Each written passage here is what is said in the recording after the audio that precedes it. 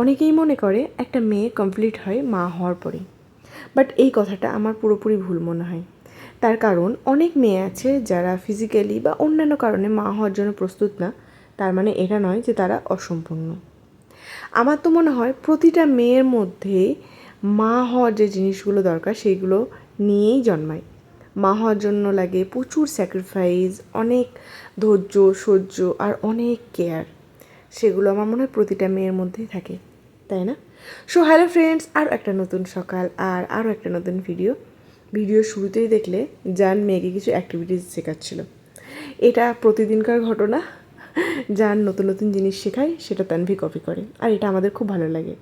তারপরে বোনের সঙ্গেও খেলা করছিল, আর আমি এদিকে আমার যা রোজকার কাজ সেগুলোই আমি সেরে নিচ্ছিলাম। তবে কিছুদিন থেকে একটা হেল্পিং হ্যান্ড রাখা হয়েছে শুধুমাত্র ঘরটা মোছার জন্য, তো আমার অনেকটা টাইম বেঁচে যাচ্ছে। আমি ভাবলাম জানলাগুলো মুছে নিই, কিছুদিন থেকে খুব ধুলো পড়েছে। তারপরে মেয়ের জন্য ব্রেকফাস্ট নিয়ে চলে এসেছি, আর আমার মেয়ে না চেরি টমেটো খেতে খুব ভালোবাসে। আমরা খেয়েছিলাম ওটস, আর খাওয়ার পরে মেয়েকে স্নান করিয়ে ঘুম পাড়িয়ে আমরা চলে এসেছিলাম সুইমিং পুলে। এখানে আসার পরে আমি একবারই সুইমিং পুল গেছি, সেটাও তো জানের সঙ্গে। আজকে ভাবলাম চলো আজকে সুইমিং পুলটা তোমাদের সঙ্গে দেখানো যাক। আমাদের এই কমপ্লেক্সের সুইমিং পুলটা হলো রুফটপ সুইমিং পুল, আর এটা আমার খুব ভালো লাগে, মানে আমার ব্যালকনি থেকে দেখা যায়। তো সবাই আসে, তাই ভাবলাম আজকে আসি। আর এই সময়টা আমি গেছিলাম 11টার দিকে, খুব রোদ ছিল।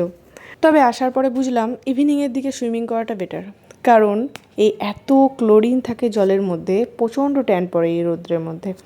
তো এসেই আমি চলে গেছিলাম চেঞ্জিং রুম।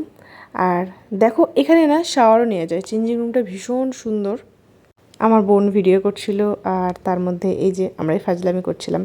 এখানে সুইমিং করতে গেলে আবার কিছু নিয়ম আছে। এখানে ক্যাপ আর চশমাটা একদম দরকারি, কিন্তু ক্যাপটা পরলেও আমি চশমাটা একদম পরতে পারিনি, কারণ আমার চোখে অনেকটাই পাওয়ার আছে, তো আমি চশমা ছাড়া অনেকটাই আমার অসুবিধা হয়। তারপরে আমি ক্যাপটা পরে নিয়েছিলাম, আর ক্যাপটা যেহেতু কান পর্যন্ত ঢাকা থাকে, তো আমি আমার বোনকে বলছিলাম পুরো এলিয়েনের মতো লাগছে। এখানে অনেকজন ছিল। তারপরে আমরা কিছুটা সুইমিং করছিলাম, দেখে নাও।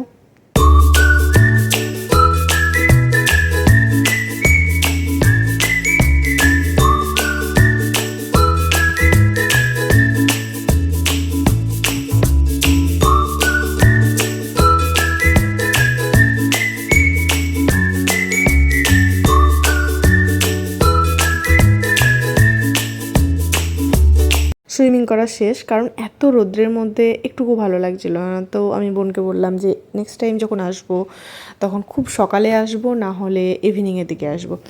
তো যাই হোক, চলে এসেছি চেঞ্জিং রুম, আর আমি এখানেই শাওয়ার নিয়ে নিয়েছিলাম। এখানে সমস্ত কিছু ব্যবস্থা করা আছে, দেখতেই পাচ্ছ কতটা সুন্দর। তারপর ঘরে এসে লাঞ্চের ভিডিওটা করা হয়নি।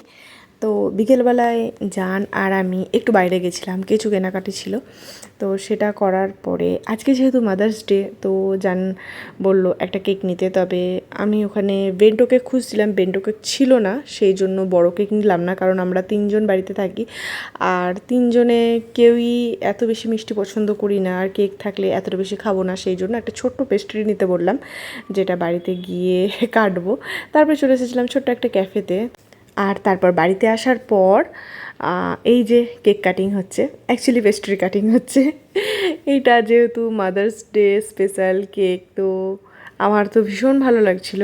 আর এই পেস্ট্রিটা দেখে ভেবো না যে এটা কে খাবে, অ্যাকচুয়ালি জান খাবে না, আমার বোনও কেক খেতে খুব একটা চায় না এখন, আর আমিই খাবো, সেই জন্য জাস্ট একটা পেস্ট্রি নিয়ে এসেছিলাম। এরকমভাবে আমার সারাদিনটা কেটেছিল। আমার চ্যানেলে যদি নতুন আসছো তাহলে প্লিজ চ্যানেলটা সাবস্ক্রাইব করো, আর ভিডিওগুলো ভালো লাগলে লাইক, কমেন্ট অ্যান্ড শেয়ার করো। দেখা হবে আরও একটা ভিডিওতে। তোমরা সবাই খুব ভালো থেকো, আর প্লিজ জানাতে ভুলো না যে আমার ভিডিওটা কেমন লাগলো। চলো বাই।